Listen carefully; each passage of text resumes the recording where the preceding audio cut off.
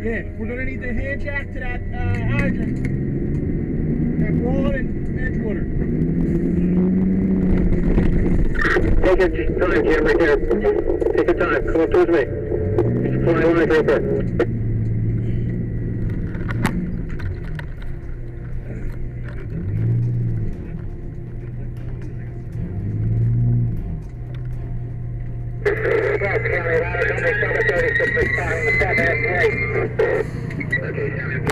Fire. You can't get to it. We're gonna try to blow it through. Okay, your supply line right up that road there.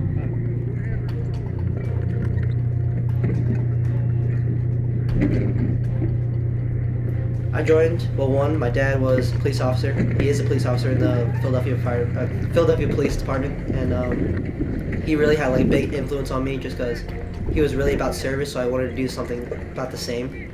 I had a lot of other friends that joined the Narberth Fire Department up in Lower Merion, and that kind of pushed me into going to like a local fire department. There's a lot of things I like, right? One of them is definitely the brotherhood. You definitely have like a lot of friends that have your back all the time. Right? Unlike any other kind of community service you're ever gonna have. Second, you get to break things, obviously. I mean, it's just the rush, I guess, of just like getting out there when you receive a call. You're like, your heart's pumping like a lot, and you're expecting to save someone's life. And I guess that's the whole gist of it. That's why I like it so much.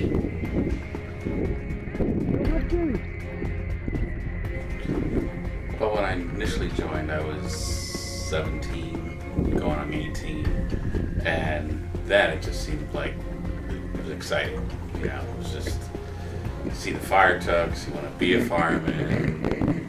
I had no idea what was involved, but I just knew it was exciting, and that's the basic reason. Now, you start out as a rookie, and that lasts around a year or so, and as a rookie you get the dirtiest of the dirty jobs. The first 6 months, you know, you don't go in live buildings until the fire is under control, and then as a rookie you're the one that gets to clean everything, that gets to work a lot of the overhaul, which is scooping out all the ashes and taking all the tarps down, and just doing the most menial tasks. But it's okay because, you know, as you do that, you learn. You learn every time you handle something, whether you're cleaning it or putting stuff away. Every time you handle stuff, you know more and more about what you're handling. So it's kind of like you don't realize you're learning, but you are. And when I started, like I said, it was all for the excitement. It's like, you know, a lot of people say, oh, it's because I want to help people. And I knew, well, as an 18-year-old, a lot of times they'll say that's the case, but it really is because it's exciting. But then as your career develops, you realize every call you go on to, you're seeing people at their worst time, whether they've been involved in an accident or if their house has had some sort of emergency, whether it's fire or flooding. You see people just injured.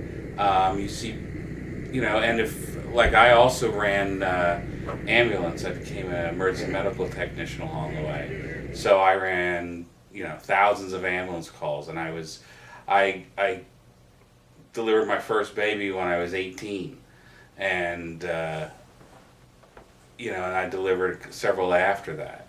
And as you're doing these things, it goes from this, when you're younger, like, oh, it's exciting, that you realize how many people are actually counting on you,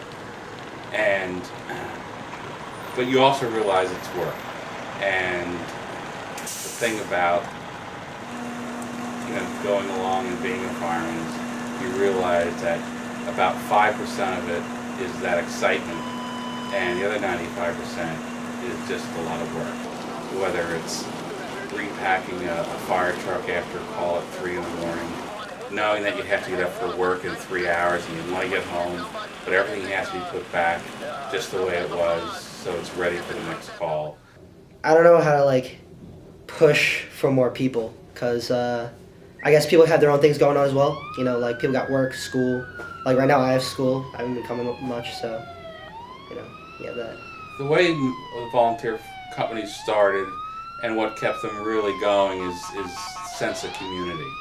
And back in the early days up and through the 70s, a lot of the communities, the guys worked locally. They worked right in town. And so when there was a call, the guys would leave the hardware store, they'd leave the lumber yard, or something else that would be right around the corner from the firehouse, and they'd be able to man the trucks and get out.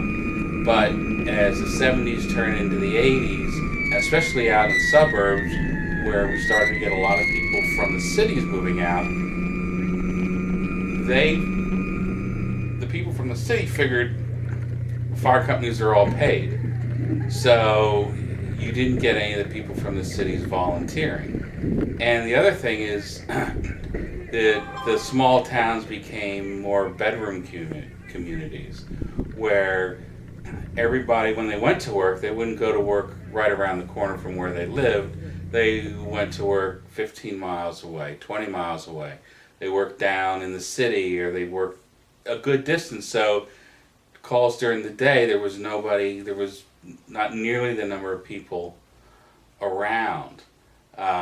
We did have a contingent from the local high school, and they were allowed to leave class for fire calls, which definitely helped, but that doesn't give you a skilled crew, but it helps to get people to hump stuff around, carry hoses, do some heavy work, and then you'd have a few skilled guys that could do the work where you had to have your head on your shoulders.